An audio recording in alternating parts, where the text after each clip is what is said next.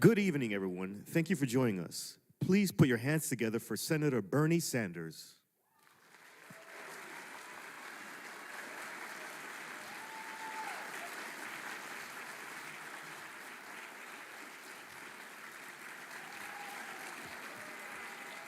Thank you.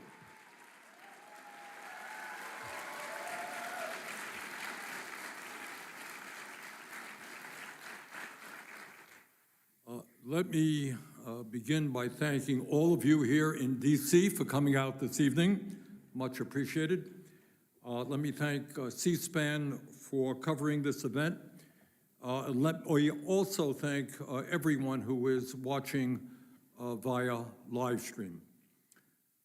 As we enter the new year, as Congress begins its legislative session next week, and as we have just finished celebrating the birthday of Dr. Martin Luther King Jr., one of the great fighters for justice in our nation's history, it is appropriate, it seems to me, that we ask ourselves two very simple questions which are not asked very often. Question one, what is everyday life like today for the vast majority of our people? And that is the working class of this country, the middle class of this country, and lower income Americans. What are the pains, what are the struggles and the hopes that these millions and millions of people are striving for? That's question one. Question two, what is Congress going to do to improve life for working families? In the year 2023, amidst an explosion of technology, massive wealth creation, and transformational economic change, how can we make certain that all Americans have the decent standard of living to which they are entitled? Is that a utopian question? Is that pie in the sky? Or is that something that we can actually accomplish if we put our minds to it? And I think we can.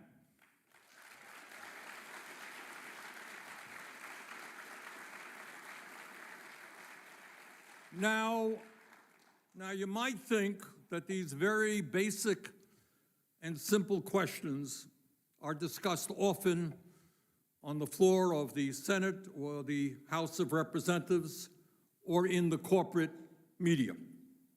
Well, if you thought that, you would be wrong.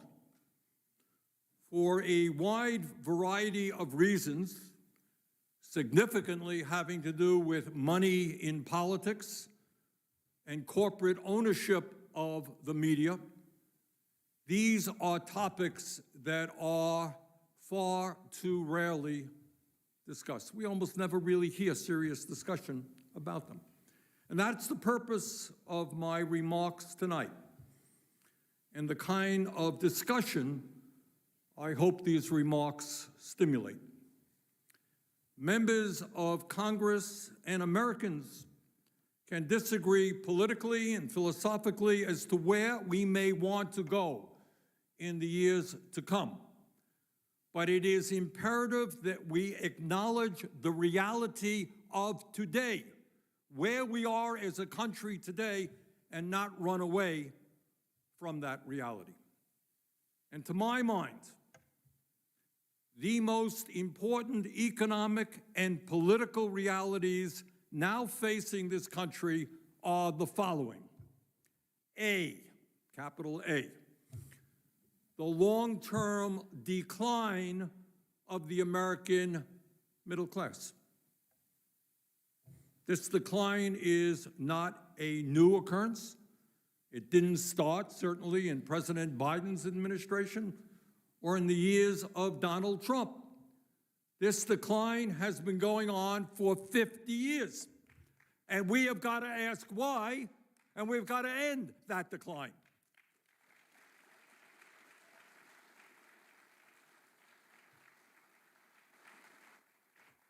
second point that we don't discuss enough is the unprecedented and obscene level of income and wealth inequality that currently exists.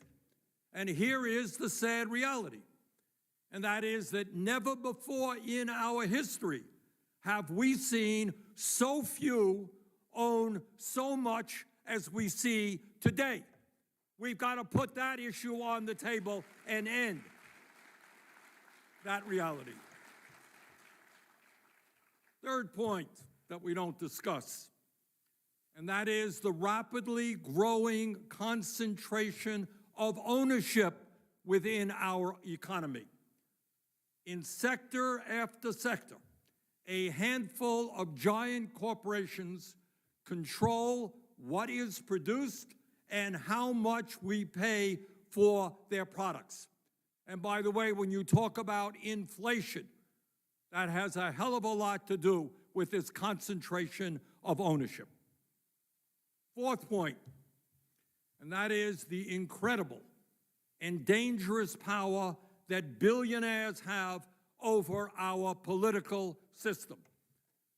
We can hardly be called a vibrant democracy when a handful of the wealthiest people in this country can spend hundreds and hundreds of millions of dollars to elect the candidates they like. That is not democracy.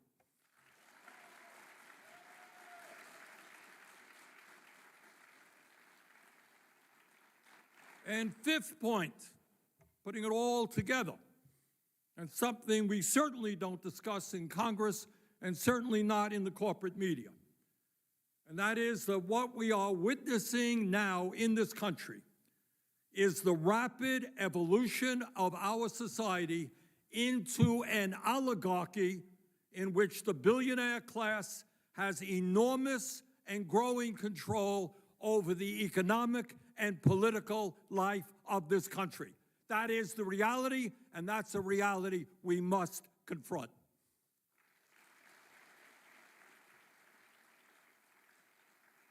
Now it is very easy for politicians to look at Vladimir Putin's Russia and talk about the oligarchy over there, and that's certainly true. But the time is long overdue for us to start paying attention to the oligarchy in the United States of America.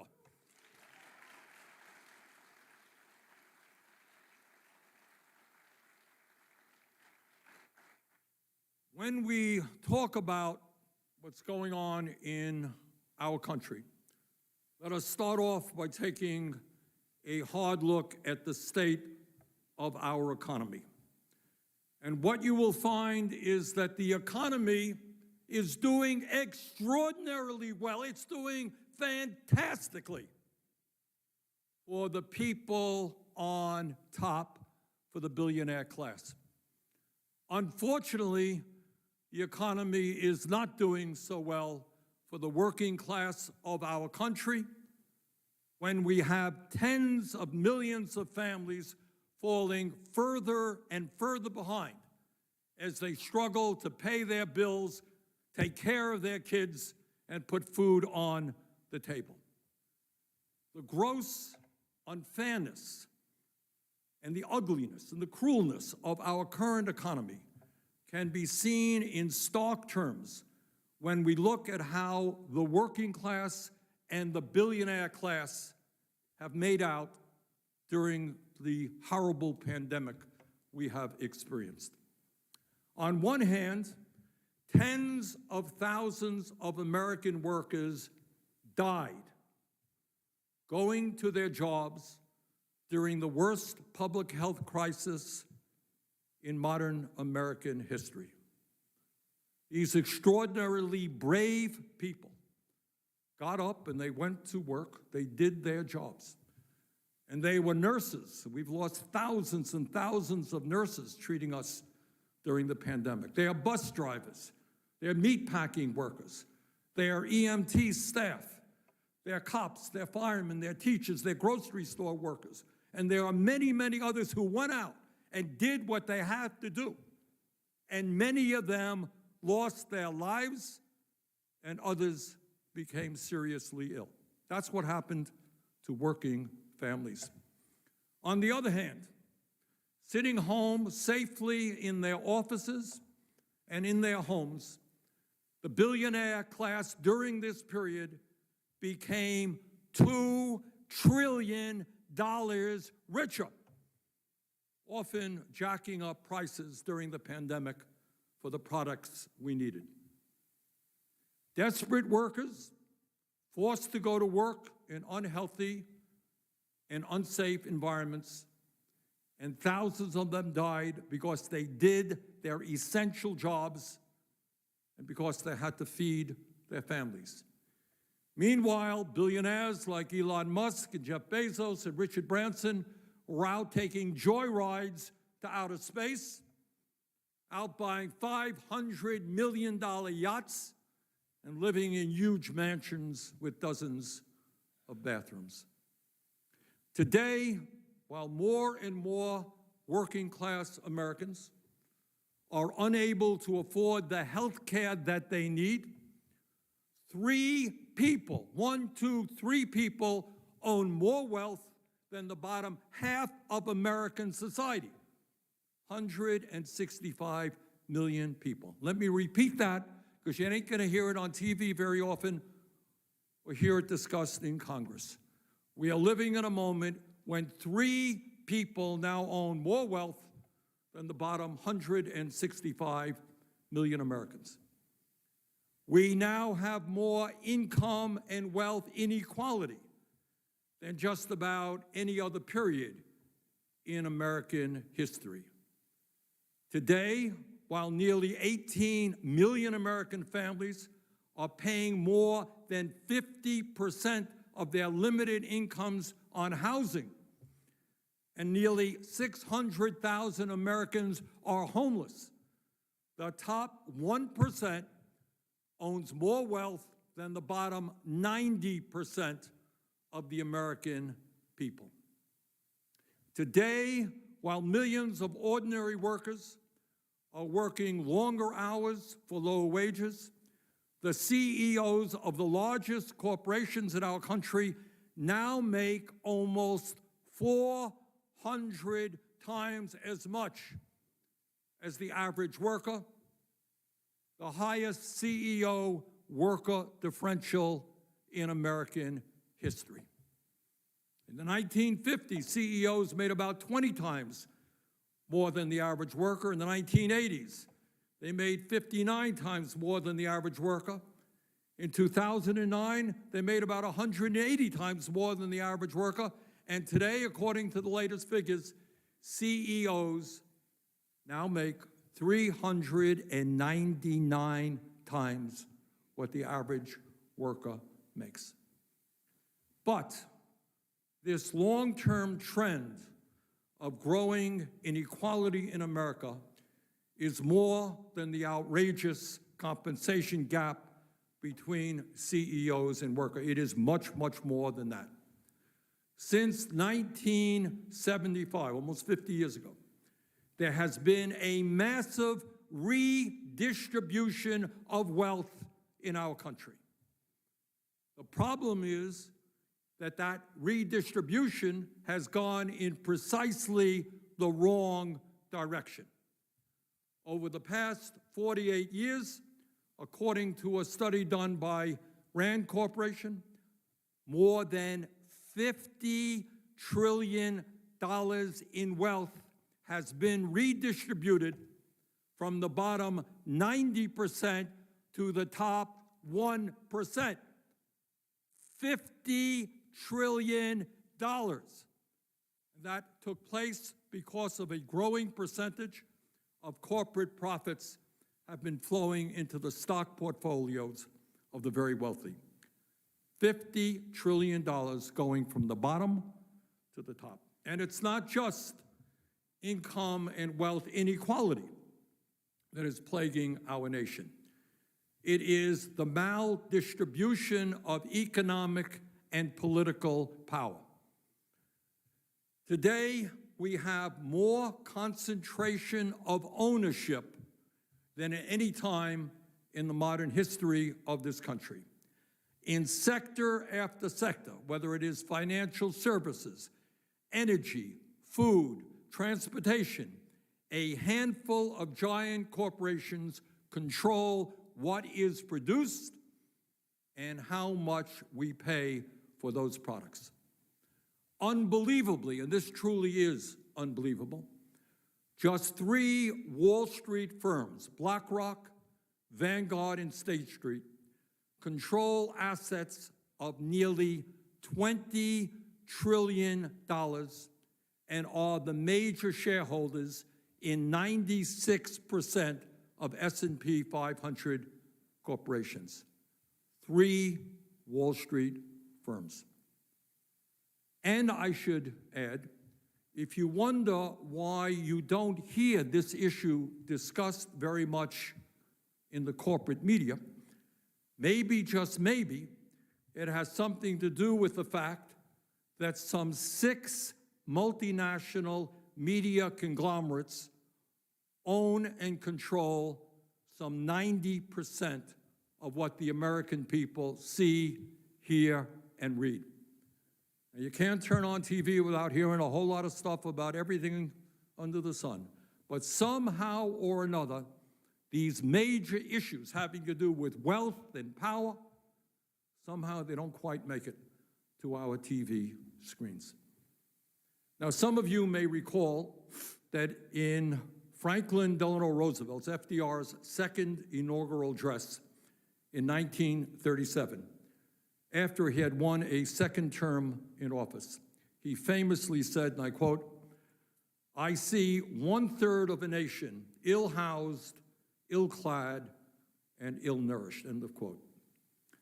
Well, I am not here this evening to tell you that the state of the American economy today is as bad as it was during the Great Depression. It certainly is not, thank God.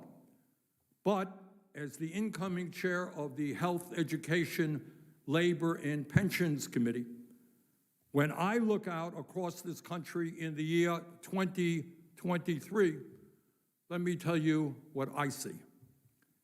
I see a nation where 63% of workers live paycheck to paycheck. Paycheck to paycheck, and I know something about that because I grew up in a family that lived paycheck to paycheck. And what does that mean? What does it mean, living paycheck to paycheck? It means that every day you are living under incredible stress. You're a mom, you're a dad. You are scared to death that if your car breaks down, if your kids get sick, if your landlord raises the rent, if you get divorced or separated, if you become pregnant, if for whatever reason you lose your job, when you are living paycheck to paycheck, you will find that if any of these things happen, you will find yourself in the midst of a financial catastrophe. And we don't talk about that kind of stress and what it means to millions of our people. Living paycheck to paycheck leaves you with no sense of security. You can't breathe, you can't relax. No cushion to fall back on, and no quality time to spend with your family in a relaxed environment. And that, in my view, is one of the reasons why the life expectancy of working people in this country is much lower than those who are upper income. Stress kills. And having to work to survive and worry about your day-to-day existence for yourself and your kids, that kind of stress makes people sick and eventually kills them. Today, I see a nation where nearly 1/3 of our workforce, almost 52 million workers, earn less than $15 an hour. And let's do the economic math on that. If you are a full-time worker making $15 an hour, you will receive an income of about $31,000 plus before federal, state, and local taxes, $31,000.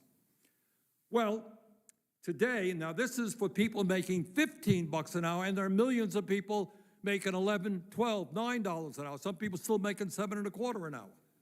Well, today it happens that the average landlord in America is asking new tenants to pay, on average, $1,900 a month for rent, $22,800 a year. The average household in America spends over $5,200 a year on groceries. And then, of course, there are the costs of childcare and education, healthcare, medicine, transportation, clothing, a cell phone, a computer, all things that you need. So you tell me, my friends, tell me, how is anyone able to survive when your basic needs cost more than your income? And that is the reality that millions of working class Americans experience every single day. These are people who go out to work, they work hard, they work in dangerous environments, and yet they fall further and further behind, while the people on top get richer and richer. So let us also be very clear that what we are seeing today is not some kind of radical economic transformation that suddenly hit our country. That's not the case. The shrinking of the American middle class has been going on for decades. In America today, I see a nation where the average worker makes $54 a week less than he or she did 50 years ago after adjusting for inflation. You got that? Think about that for a moment. Just think about it and understand why people, working people all over this country, white and black, Latino, are just angry. Think about all the incredible advancements in technology that has been made over the past 50 years. And you all know what they are. I mean, computers, robotics, artificial intelligence, you name it. And as a result of that exploding technology, we have seen a huge increase in worker productivity that is unparalleled in history. And yet, when all is said and done, real weekly wages for the average American worker are lower today than they were in 1973. That's really quite extraordinary.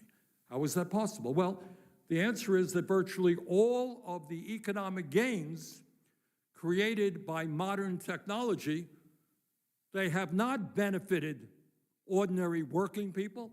Almost all of those gains have gone to the people who own the society, the people on top. Now, is it any wonder, given all of that, that today it takes two breadwinners in most households to pay the bills, when 50 years ago, in most American homes, it took one breadwinner to do that? When we talk about the conditions facing the American working class, it is not just wages and income, as obviously important as those are. It is also about whether people can access the basic necessities of life. And there is nothing more basic than health care.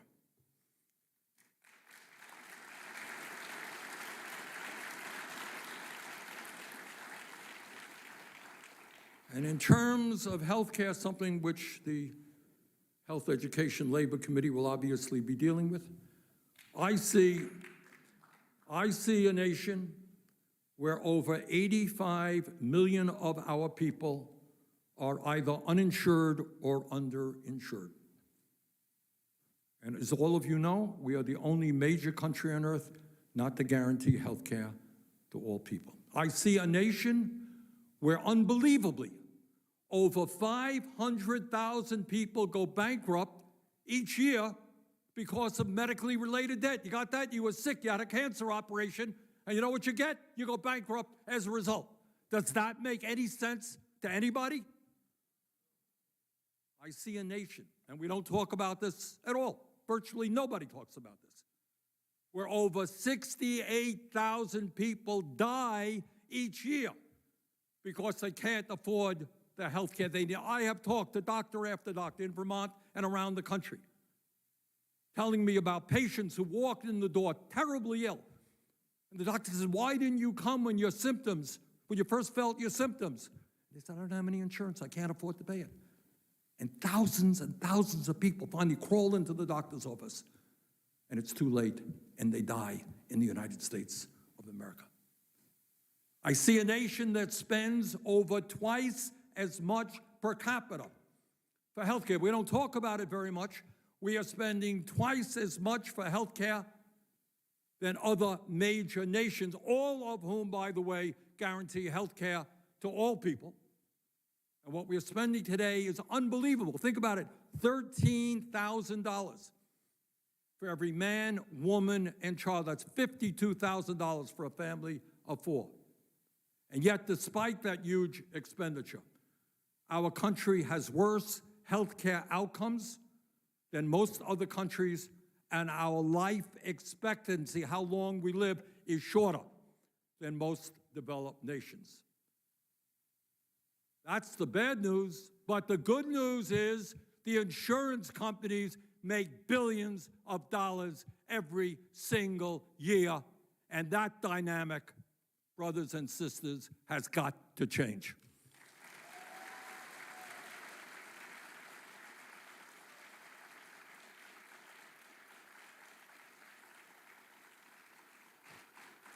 This broken and dysfunctional healthcare system cannot even, despite all of the money we spend, produce the number of doctors, nurses, dentists, and mental health specialists we desperately need. Can you believe that? We spend $13,000 a person. Insurance companies make billions every year in profit, and we can't even produce the doctors and the nurses and the mental health people that we need. I see a nation today that pays by far the highest prices in the world for prescription drugs, while the pharmaceutical industry makes record-breaking profits, and more than a few drug executives become billionaires. Not uncommon that these guys become billionaires. Meanwhile, despite billions in government investment, we are spending as a nation, and we should, tens of billions of dollars trying to develop life-saving drugs. Despite that huge expenditure, nearly 1 out of 4 Americans are unable to afford the medicine their doctors prescribe. It is time for the pharmaceutical industry to pay attention to the needs of the people of this country, not just their stockholders.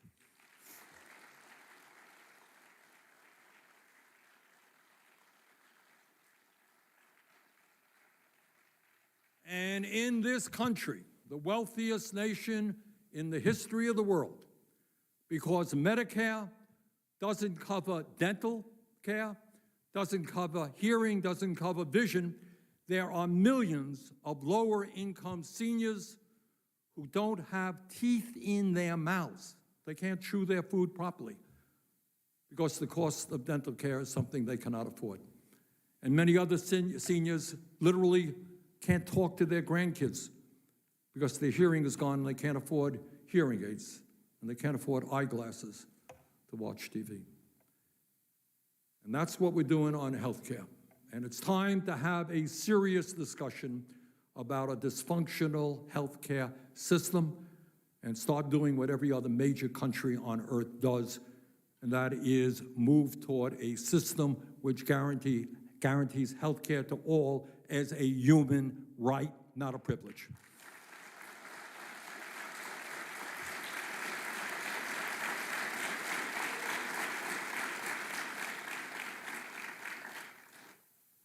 In terms of education, and education obviously is, for so many reasons, a basic human need. And in terms of how we treat our young people in general, we don't talk about this much either. I see a nation where disgracefully, We now have the highest rate of childhood poverty of almost any nation on earth, and millions of children, disproportionately black and brown, face food insecurity. Now, we made some progress, as you recall, by bringing forth a child tax credit that expired.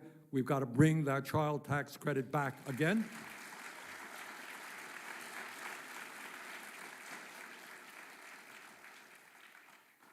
In terms of education, I see a nation where somehow, we can afford to provide over $1 trillion under Trump in tax breaks to the top 1% and large corporations, but our teachers and our children, they get broken chairs and flooded classrooms and inadequate staff support. And where many thousands of our teachers and teaching staff are inadequately paid. It is not too much to ask in the wealthiest country on earth that we have the best public educational system in the world.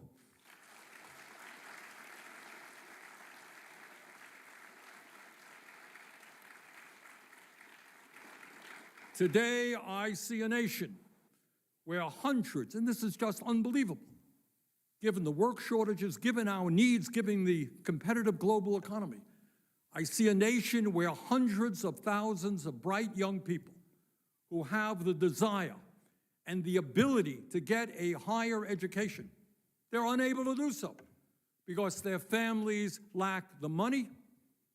And at the same time, I see a nation in which 45 million Americans are drowning in student debt.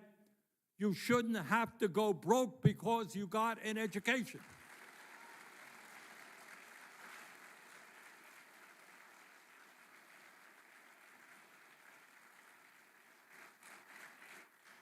But it's not just higher education. Psychologists have told us for years that the first 4 years of human life are the most important in terms of intellectual and emotional development. First 4 years. And yet, despite that, I see a nation which has a totally dysfunctional child care system, which costs on average over $15,000 a year per child. You tell me, if you're a middle-class, working-class person making $40,000, $50,000, $60,000 a year, how do you afford $15,000 a year for your child? And on top of that, there are not enough slots in many parts of the country. People can't even find slots to put their kids in. And above and beyond all of that, despite the important work that child care workers do, they are paid abysmally low wages, averaging about $13.30 an hour. And that is less than a parking attendant or a doggy daycare worker. This is how we treat the workers who take care of the most vulnerable people in our country, the little kids. Meanwhile, on top of all of that, we remain the only major country on earth not to guarantee paid family and medical leave. So yes, we must work toward creating the best educated workforce in the world, one that prepares our children to succeed in a highly competitive global economy, one that recognizes that a high-quality public education from childhood to adulthood is the right of all, not just the privilege of a few.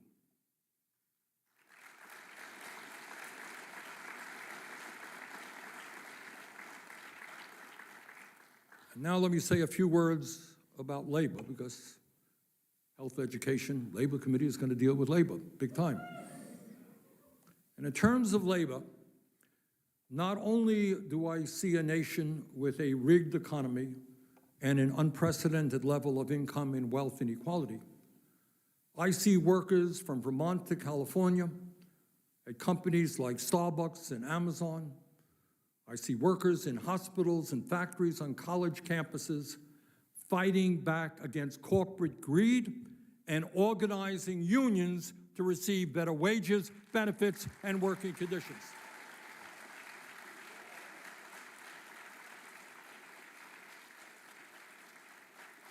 And that's what we're seeing all over this country, a rebirth of labor activism. But at the same time, unfortunately and unacceptably, I see major corporations engage in vicious and illegal union-busting activities as they attempt to deny workers their constitutional right to form unions. And we got news for those large corporations. You are going to stop breaking the law.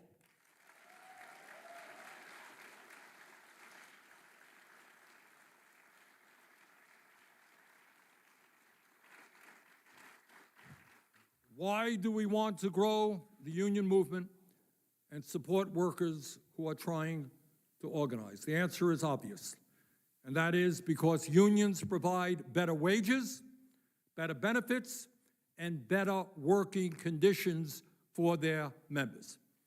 In fact, union workers make, on average, wages that are about 20% higher than their non-union counterparts. They also have much better health care and far better pension plans than non-union employees. And by the way, a lot of people don't recognize this, when unions win decent contracts for their members, they drive up wages for all workers in the country.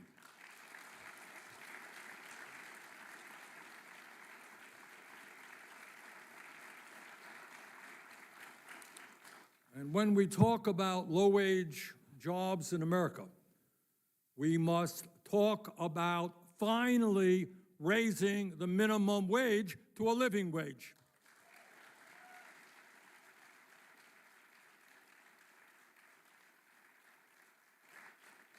Unbelievably, and it really is quite unbelievable, the federal minimum wage today is $7.25 an hour. And it has not been raised since 2009. And tipped minimum wage workers have been stuck at a miserable $2.13 minimum wage for over 30 years. Hasn't been raised in 30 years. So yes, we must follow the lead of some states around the country and raise the minimum wage to a living wage.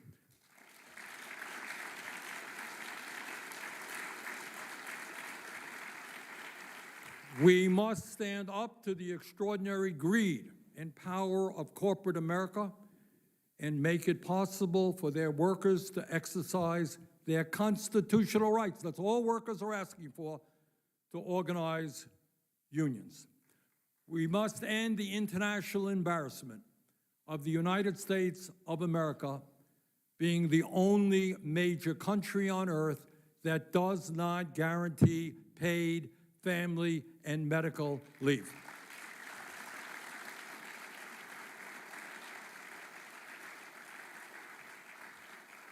In terms of pensions, I see a nation, and again, this is not an issue, very little discussion about.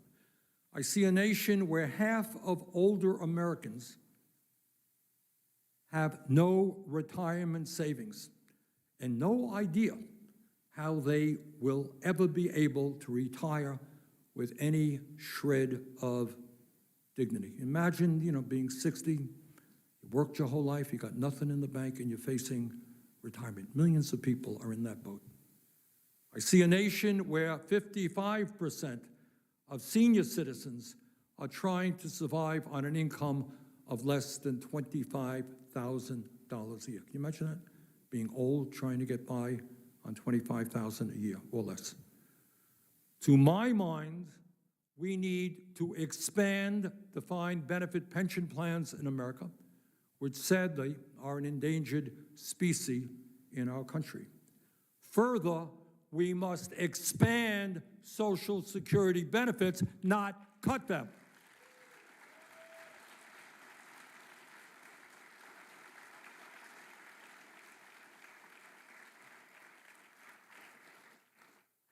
fellow Americans, there is a lot of discussion in the media about how divided our nation is. And on many issues, there is no question, but that is absolutely true. On many issues, we are very divided.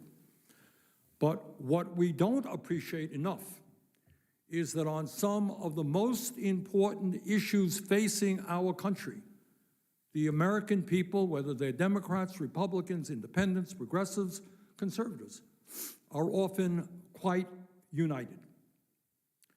The American people know that we are being ripped off by the greed of the pharmaceutical industry, and they want us to substantially lower prescription drug prices.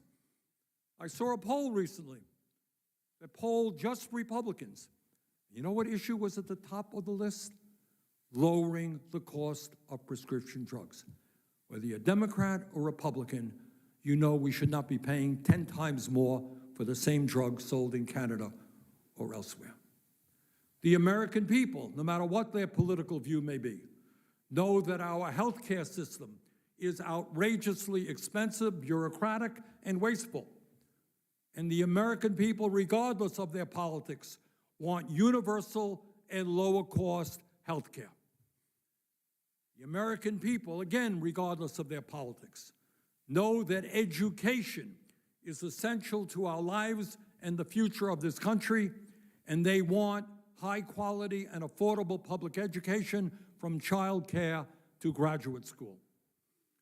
The American people, again, regardless of party affiliation, know that no one can survive on $7.25 an hour minimum wage. The American people want to raise the minimum wage to a living wage.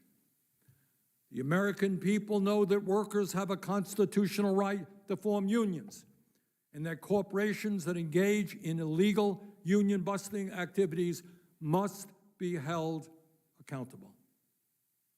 And these are just a few of the issues within the jurisdiction of the Health, Education, Labor Committee that a strong majority of the American people want us to address. So my point here is, of course, there are differences, strong political differences in this country.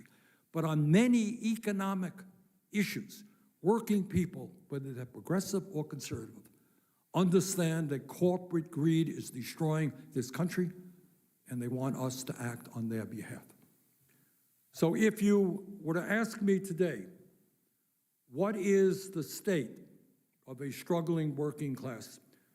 I would tell you that the working class of this country is united around an agenda that meets the needs of ordinary Americans and not just wealthy billionaire campaign contributors.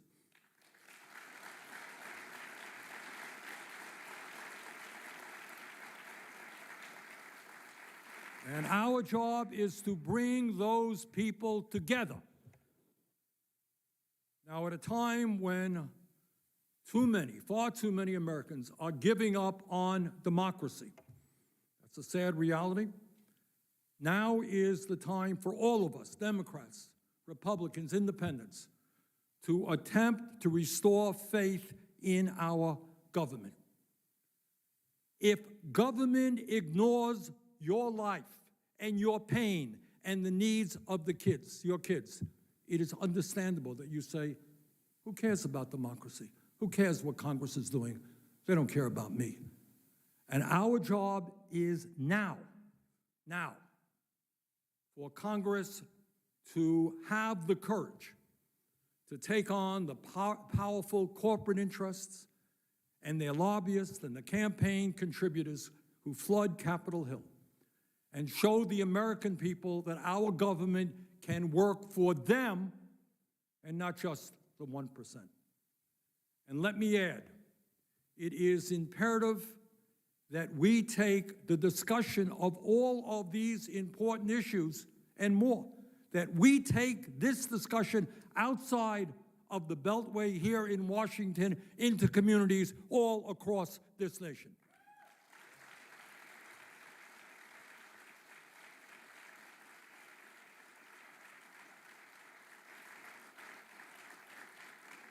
I intend to see that our committee gets around this country to hear directly from workers about the struggles that they face on their jobs. I look forward to hearing from seniors who cannot afford the outrageously high health care costs which they face every day. I look forward to hearing from young people around the country who want the opportunity to get a decent education but don't want to leave school deeply in debt. And I look forward to hearing from parents who want high quality and affordable childcare for their kids. In this difficult moment in American history, and it is a very difficult moment, let us have the courage to stand together and fight back against corporate greed. Let us fight back against the massive income and wealth inequality which is taking place right now. Let us fight back against a corrupt political system dominated by billionaire campaign contributors. Let us listen to the needs of working families and not just corporate CEOs. Finally, let us stand together and create an economy and a government that works for all, not just the 1%. Thank you all very much.